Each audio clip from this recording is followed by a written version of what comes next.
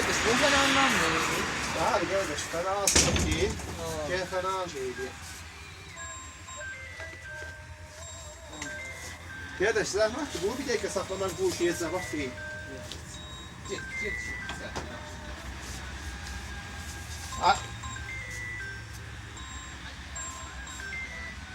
Alo. Salam. Açsam şefam ne haber yaxşısan? Sağ ol yorum. Var işte ne haber?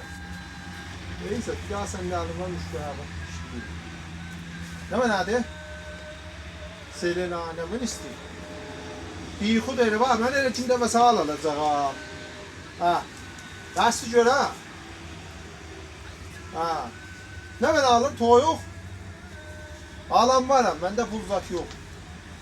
Səhərdən axşamızdan bir daha səndən tutmuşam, o da şey eləyəm mən.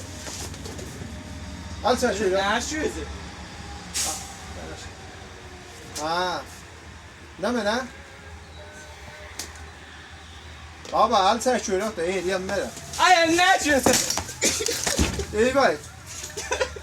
Bağışla, uşaqlarla danışır. Bağışla qeydə, quşun qətələ gör. Müştər istədi. Ayağım babası yedi. Gəl.